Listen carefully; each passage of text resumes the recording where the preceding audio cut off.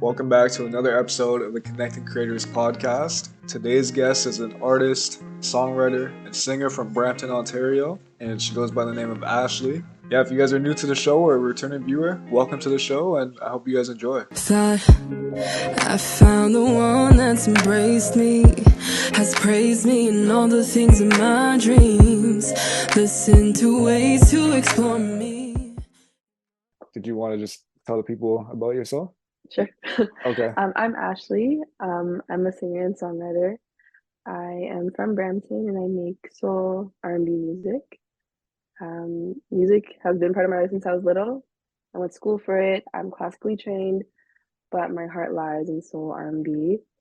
But it's cool that I get to combine those two techniques and kind of make my own kind of style. And I love to connect with people and make sure that people are heard through my music. So I write a lot of stuff that contains vulnerability and being vulnerable. Um, yeah, I don't know what else to say. Awesome. No, that's perfect. So what was there like a certain point that like got you into making music, or was it just something you've always been interested in? To be honest, I didn't start making music until 2021, so the pandemic.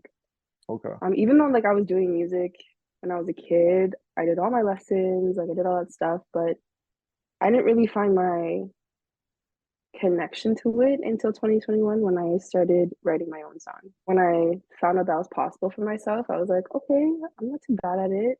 Nice. And I like made those connections. I was like, okay, like this is why growing up, my mom put me in music. Like she always saw that I gravitated more towards it.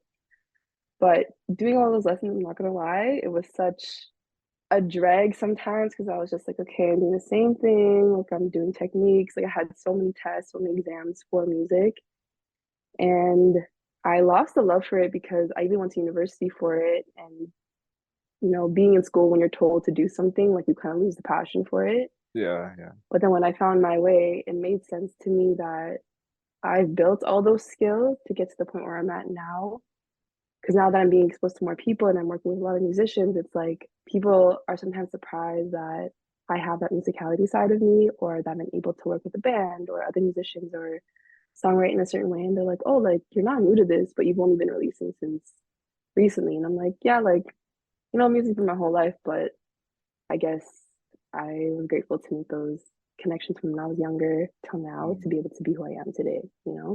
Yeah. Obviously, Brampton doesn't have the best like reputation of like stars considering they have like Tory Lanez and Tristan Thompson and a lot of controversy. So is it difficult at all to like tell people you're from there, or does it not matter? To be honest, I take pride in telling people I'm from Okay. Brampton. Every Okay. time I tell someone, they're like, ooh, Brampton. I'm like, yeah, what about Brampton? Um, Yeah. People always like automatically think Tory Lanez and like Tristan Thompson, but like there's other people like Alessia Cara is from Mhm. here. Director X is from here. Okay. Russell Peters, who else? Jesse Reyes also went here. Roy Woods. Mhm. Like, there's a bunch of people from the city, and whenever people ask me, I'm proud to say I'm from Brampton because there's so many creatives here that come from the city, and yeah, there's no shame in that. Yeah. There's No, just a few bad apples, but that's yeah. No, that's awesome though. That's a good mindset. Is it more of like a collaborative scene where everyone wants the scene to grow, or is everybody like trying to be super competitive and get their own spot? I think in Brampton, I feel compared to Toronto, people are trying to lift each other up. Yeah. Brampton is huge in their arts. Even like the city of Brampton allocates a lot of their money and a lot of their time to uplift creatives from different fields: photography, videography, rappers, singers, drawers, illustrators. Mhm. Like, I think that's one thing that I love about Brampton is the community that we have here. And the minute someone says like, "Oh, like where are you from?" One person says Brampton, and then the person's just like, "Yo, I'm from Brampton too." It's like an Yeah. automatically like, oh, "Okay, we come from the same place. Like we're doing this together." Like it kind of feels easier to maneuver in the city or maneuver in the industry because you know that that person is from where you're from, and yeah, it's cool. No, that's awesome. I noticed like most of your songs that are out right now are usually about like relationships or some emotions that you've had. What's the difficult part when it comes to not only just writing from a vulnerable place, but also like performing songs that were from a vulnerable place as well? I think the most difficult part about it is reliving those moments that you felt Hmm. when you're writing that song. Um, and then not only that, but having an audience see that side of you or hear that side of you. Yeah. Um, it more or less now, like looking back at it, since I'm still doing performances and I'm performing a lot of new material based on my new experiences, it almost feels empowering to know that I went through that and now this is me trying to like honor that and know that that was a person that I was before and I've grown so much since then. So over time, like as draining as it was to be reliving those moments while I'm singing the songs that I wrote when I was in a hard place, it's nice to know that I can look back at it now and be like, yeah, like I'm not that person anymore, but I can still own like that time and hopefully somebody else can hear that and know, oh, like I went through the same experience as well and she's been through that and we kind of have that connection now. Has it ever given you like PTSD while you're performing or no? Low key, Yeah. like if the experience is like super new to me, Yeah. then I would be super nervous to perform that song and kind of just be in a space where I'm not even so nervous about performing in front of strangers, but because I have so much support from people who are close to me and they're there, I keep a lot of things to myself. So when they're hearing it, they're like, oh, that's what you've been going through? Are Mm. you good? And I'm like, yeah, Yeah. I'm good. Like, I kind of just like to power through it by myself. But when they hear my music, they're like, ah, damn, why didn't you come and tell us? Yeah. Has there ever been a time when writing your music where you try to tell it in so many different ways, like say you're working on multiple songs from the same experience, that it kind of lost the emotion behind writing it? Yeah, like there's definitely been some songs where I have a lot of half songs Okay. and I wrote those songs in that moment. And when I look back at it, I'm like, okay, I have this substance, so let me try another way. And then I'm kind of just like, okay, this is just a dead end. So I just Yeah. go and figure out a different route, whether that be the same experience or just another experience from there. Kind of just did it. But Yeah. it's funny when I write half songs and I don't use it for a while or I don't come back to it. Later on, like let's say like 3 months later, I stumble upon it again. I'm like, oh, I wrote this. Okay, I have something else to write to this now because I Mm. experienced a whole nother thing that I can tie in those two things together. No, that's actually interesting because like we've had other artists on the podcast before, and even just doing my own research of like just listening to other podcasts and creatives and stuff, they all say they'll write something and then they'll hit that block, and then like months later, like say 4 to 5 months later, it'll come back to them and they're like, damn, it was so simple all this time. I just had to write it from a different perspective or whatever. So that's pretty interesting that you mentioned that as well. Yeah, it's also a different mindset too. Like sometimes when you're too close to something, Mhm. you'll hit that roadblock and then you're never going to want to touch it again because it's so close to you. But then when you give it some space, over time it'll come to you and it'll be more welcoming to your creative aspect into writing something new. What's your favorite thing to write about? I like to write about things recently about like what your purpose is and the outlook on life. Like one of my biggest inspirations is J. Cole. Okay. I love his lyrics. My music that's out right now is Mhm. a bit different than the music that I have now and that I perform now. Um, yeah, J. Cole, like lyrically, he views the world and himself a certain way. Yeah. And I love how he tells his stories. I love how he can connect experiences, not only from his life, but other people's life into his own music. Just talking about what your purpose is, or like having a different look on life, or Mhm. being grateful and showing grace is something that I have incorporated into my music a lot. And I love that because I feel like music nowadays, especially as a female R&B soul singer, there's not a lot of that. Yeah, I guess that's why I connect myself to writing things more about that than Yeah. all the relationship stuff. So yeah. Yeah. I was reading your Spotify bio. It says like your purpose for making music is to help the listener heal or express themselves or motivate themselves in a different way. Hmm. And so everybody today usually wants like clout, fame, and money from music. So why for you is that not the case? I believe that the music that I make is a tool to fulfill my purpose. I don't necessarily think that making it in music or having so much money in music is my purpose. I think music is my tool to fulfill my purpose. It would be nice, but I just think it's like fuzz, and life is so temporary that if you chase all the temporary things, like you're not going to be fulfilled in life. Mm. And my fulfillment comes from being really honest and truthful with myself and my music, and to be able to share that with people who are listening to me, not only listen to my voice, but listening to the words that I'm trying to say, you know? No, yeah, that's a really good way of looking at it. That's like a common thing that me and my co-host isn't here right now, but it's something that we talk about all the time, where it's like we notice that people that reach the highest level, or at least reach a level that they're happy with, always have that mindset where it's just they're doing it because they enjoy it. And yeah, the money's nice when it comes in, but it's not the main focus, you know? I'm also a firm believer that when you're going for something that you love and you believe that that's your lane and your purpose, fruition will come. Like the seeds will Mhm. sprout, the money will Yeah. come, and that's not something I'm not trying to chase because money will always be there.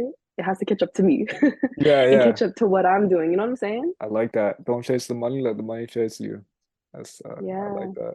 So you mentioned you were like training classical. So you mean like classical music? Is that what you mean? yeah, yeah. Like I legit Yeah. like did all the opera stuff. Okay. Okay. I was singing in different languages. Like I was doing a curriculum called Royal Conservatory Music, so Mhm. RCM, and like I went through different levels, all that stuff. Okay. What languages were you singing in? I was singing in like Italian, Latin, German. Did I understand anything? No. Fair. French, but I Yeah. didn't understand anything. No, that's fair. So what's the most important elements that you've taken from classical that you've added to your own R&B style? The thing with like vocal training and classical training is that they're huge on technique. The thing that I wish my um, coaches taught me growing up how to connect myself to music, but that wasn't really necessarily taught. It was more so, okay, you need to breathe a certain way. You need to warm up your vocal cords a certain way. You need to do these exercises. You need to have certain vowel placements and how you pronounce certain things. And I think from all those techniques, I'm able to use that and crossbreed it with the soul side of like my voice, and to be able to use my vocals in a healthier way. It also taught me discipline in music. Okay. I always compare vocal training, and a lot of people disagree with me, but I always compare vocal training to like someone training as an athlete because you do use a lot of your physical when it comes to vocals. And a lot of people don't know that or see that. But everything in between and how you stand and how you breathe and how you use like your diaphragm, where your shoulders place, your stamina and how you breathe and like how you elongate your notes or how you pronounce your words, like all of that aligns with your body.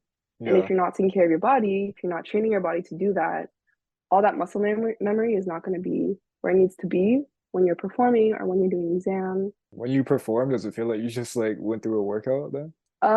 No, because if I No, did, okay. then that means I'm not like properly using Your voice. myself. I should be able to go, yeah, I Yeah. should be able to go through like a 30-minute set without feeling strained or feeling like I just ran a marathon because I've done all that training beforehand to like have that stamina and not feel tired afterwards, you know? Yeah. When you're writing, do you think about just the song or do you think about how it's going to sound when you're performing it? I write with the intention of what are people going to take away with the lyrics I'm Okay. trying to say. Like, yes, I go based off of what I'm thinking at that time, but sometimes I don't communicate things in the correct way. So I'm like, okay, like how would somebody else take this? Like, would do I write this in a way where I'm telling a story and you Mhm. get to the point right away, or do I write this in a way where someone has to literally sit down and listen to it a couple times to kind of catch the lyrics Yeah. that intertwine together? You know how there's some songs out there where like you give it a listen a couple times, you're like, whoa, like I didn't take that in before, but I'm taking it now, and it's like, okay, I see what you're saying, man. Yeah. Every So J. it's Cole kind of, song. yeah, Yeah. Pretty exactly. for me, I always hear like how the music sounds first, and then sometimes I don't even realize till months later that I've been singing the wrong words the whole time, and I'm just like, oh, well, that's awkward because I have someone in the I'm car with dead. me, and it's just like, yeah, it's bad. So now I want to talk about like your performances and like management and stuff. So are you're not on a label, right? Mm-mm, Do you have a no. manager though? No, but I do have like two of the closest people to me, like helping me out here and there. Okay. Just because when I was first starting to release music and getting performances and getting more exposure, I did everything by myself. And that took me away from my music and it drained me. Like I Okay. hated it so much. I hated being on social media. I hated talking to people because then like if something didn't go wrong, but I'm also like performing at the same time, like I would just be so exhausted. Because I just was curious because like in the past couple of years, you've done a lot of performances around Toronto and stuff. So what's the process like getting into all these venues? So at the beginning, like when I was releasing music, when I first released my first songs, I was just emailing a bunch of people. I was doing my research. Like I had a whole list of organizations and venues that I could reach out to and say, hey, like I was literally cold calling online. I was like Okay. telling them about me. I was showing them my music. Like I only had like one song out, and I would also show like a cover that I did just to show them that I can perform like live. So I legit would message and email and reach out to different people who organized events or had an event going on, or I would network with somebody who knew somebody else. God willingly, I made that come to life. And now it's just kind of a domino effect where they see me perform somewhere, then they're interested in me performing somewhere else.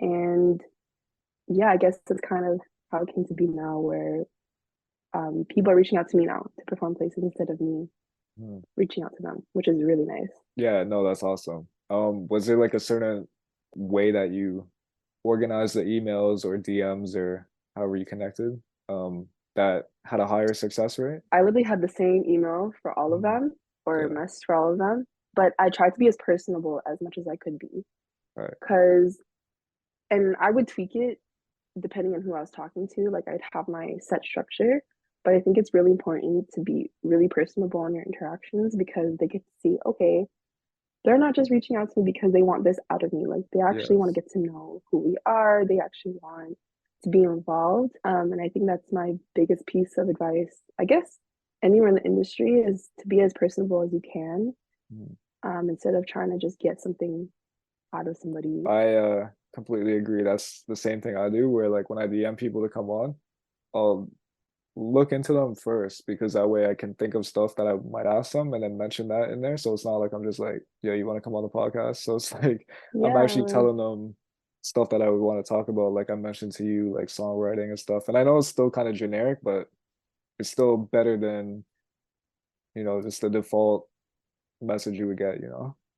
yeah, and it gives them something to like, not a story, but just an impression. I mean, like, okay, like, let's say if you reached out to me, like, hey, I'm doing this podcast, can you just hop on it? And I'd be like, Yeah. okay, like, what do you guys do? Like, what am I going to Mhm. talk about?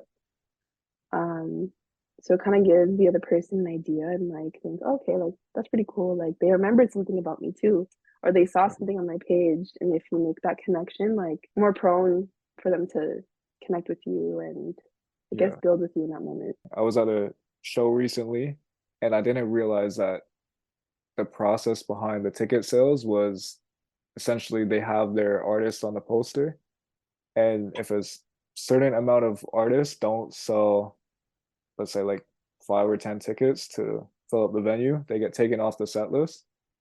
Has that Mm-hmm. ever happened to the venues that you performed at? Because I never realized that was a thing.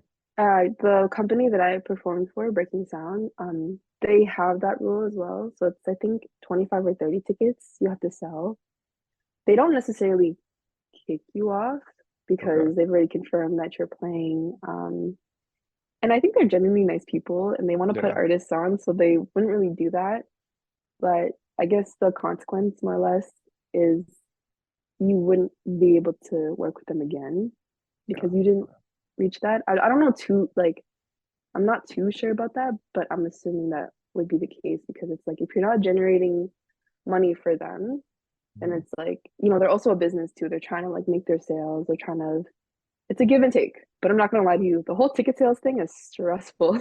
Yeah, I was gonna Like, ask you like how do you even obviously social media and stuff, but how do you even use sales that way? yeah, so that's a whole nother layer when it comes to doing performances is yes, you have the performance booked, and now it's a whole nother layer to actually get people to come out or like even sell tickets. And I don't have the best social media presence. I'm trying to figure that out with the people that's helping me out. It's one thing to get people to buy tickets, but it's also another thing for people to actually come. Getting people to buy tickets is always a hassle for me because I don't know, as a artist who's not, I guess more or less big, it's hard to get people to care and support you. Mhm. And I hate going through the process of being the one to sell the tickets because it shouldn't give me a different perspective on people, but sometimes it does because I'm just like, okay, like I'm hearing all these excuses from people, like these people can't come. And I know everybody's going through something, or like they have stuff going on in their life, but for me, it would be like really important for at least somebody to at least buy a ticket or even show up Mhm. because it shows me like, okay, at that moment they're trying to support me, or in that moment they're helping me with my career and like my business that I'm trying to grow into. Do you find it difficult to sell to like friends of yours because like you don't want to put any strain on the relationship? Yeah, I do. Like when it comes to selling to my friends, like I literally show them maybe like a week before, a couple days before, because I'll post it. But I guess in my head I would expect them to like see it. But making those personable like messages and be like, hey, you want to come out and support me? Yeah. Um, it's hard because some people also expect like a freebie if I'm like messaging them directly. And it's like, how do I explain to them that I can't like get everybody in for free? Yeah, yeah. um, because at the end of the day, like this is part of the business that I'm trying to run. This is part of the business that the venue's trying to run as well, or the organization. And I don't want to put any pressure on like, okay, like if you can't come, that's fine. I think it only becomes an issue when like they say they'll come and the day of they're like, oh, like I actually can't, like I can't get work off. And it's like, okay, Yeah. like I don't Yeah, need to yeah. hear that right now. Like I'm literally about to perform today. Like I would have rather you told me like a couple days before that you can't make it rather than tell me the day of and be like, oh, I'm so sorry, I can't come, Mhm. couldn't take work off. I think that's a difficult part about being an artist who's rising is trying to get your friends to support you in that way. Um, and there's those little discrepancies that kind of bother you a bit as an artist, but Yeah. I guess that's just how it goes. Because at Mhm. the end of the day, like I felt good about my show that day. I felt really good about and grateful for the people who were even there. So I Mhm. couldn't even focus on the people who weren't there. It was like I have this amount of people that are here for me right now, and like that's more than I can ask for, you know? Yeah. It's funny because I read, I don't know, something on Instagram like a few weeks ago where it said you'll get more support from Instagram bots than your close friends. Um, but like Damn. myself personally, I've been very fortunate to where my circle of people usually like they're always there to support me and stuff. Mind you, I'm not like selling like monetary value of anything, but like in terms of like say this episode goes out, they're there to watch it, things like that. Yeah. There's definitely when you add money to things, people's perspective changes, you know. Yeah. Just I understand your frustration with that. And that like if I were an artist trying to sell tickets, yeah, I can definitely see your side of that.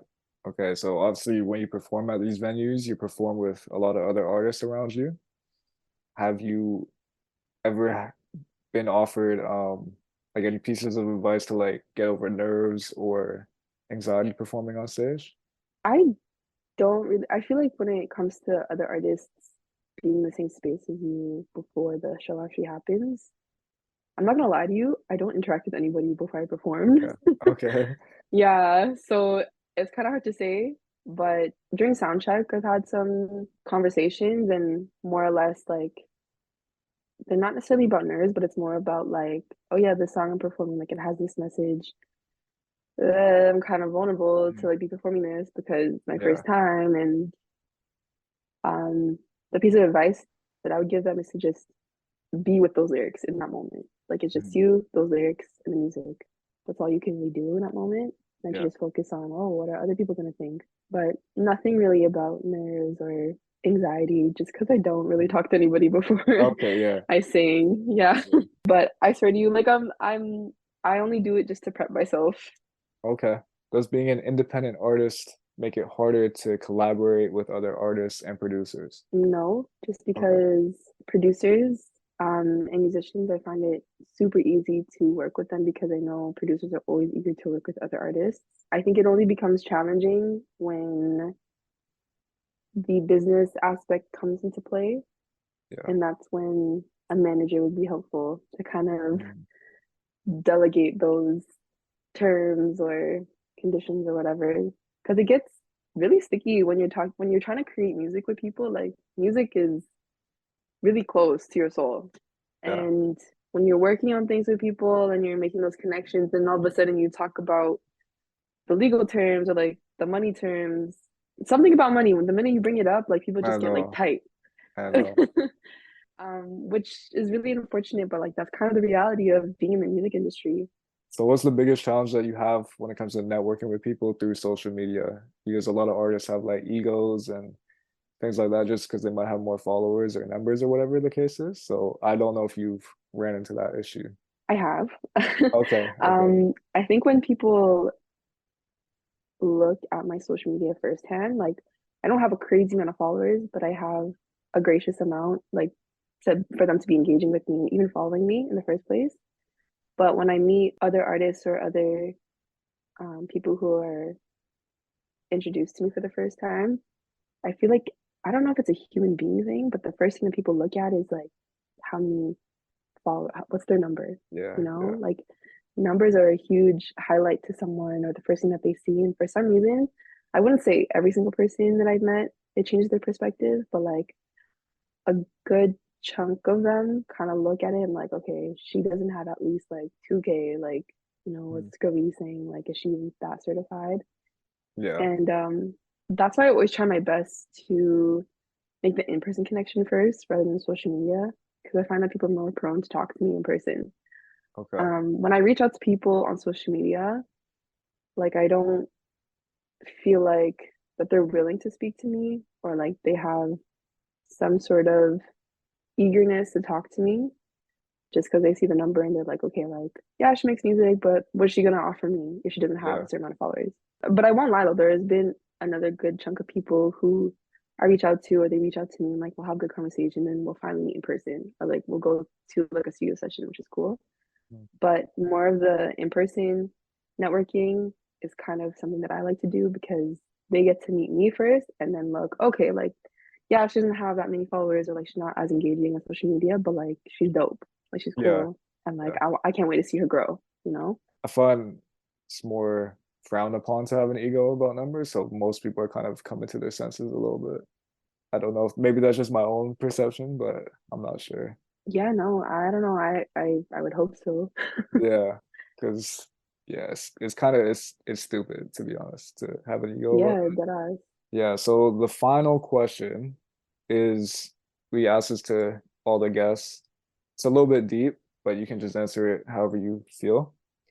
So when it's all said and done, music-wise, what's the impact that you want to make, both musically and as a person? When it comes to my music and just being in someone's life in some sort of way or any interaction I come across is to get them to connect with themselves Okay. and figure out what type of impact they would want to make to somebody else. Mhm. I would want to leave, whether that be like someone that I just met in that conversation or me in my music, someone listening to it all the time. I would just want them to leave with the fact that, like, okay, like she's making me think a little bit. She had that impact on me. So, what impact am I going to make on somebody else? Okay, well, that's awesome. Well, actually, you've been a great guest. Thank you so much for coming on, and I'm definitely coming to one of your shows. So if you wanted to just let the people know like what your social medias are. Oh, yeah. My Instagram is my name backwards. Okay. It's EYLHSA. So it's Ashley. I don't know if you know, but my name's spelled differently, like in general, anyways. Yeah. No, I noticed that before. I watched that podcast that you were on or Oh yeah, like show. I was like, wait, okay, is it Ashley or like Ashlye or like I couldn't yeah. figure it out, but yeah. No, it's No, pretty it's cool just Ashley. though. Yeah. Yeah. That's my Instagram, and then my Spotify or like my music platforms is just Ashley. So Ashlye. It's actually Yeah. better that it's spelled differently because when I search on Spotify, it's the only one there. Oh yeah. Oh, okay, Yeah. cool. So don't change your name. No, But no, yeah. no. My mom specifically told me when like I asked her, because my whole entire life I like thought my name was spelled correctly until I started going to school. And then I asked my mom, like, why did you spell my name like that? Like, Mhm. it's apparently wrong. She goes, oh no, you're just different. Like, you're gonna be Yeah. different. And I'm like, okay, cool. Yeah, well, it's helping you now, so that's good. But I guess so. yeah, well, thank you for But coming on the yeah, show. thank you for having me. Of course. Yeah. Damn, I forget how to wrap up my own show. Hold on. All right. Thank you guys for watching. When you need me, don't think about it. I don't lie that you're okay without me, baby. You ain't crazy.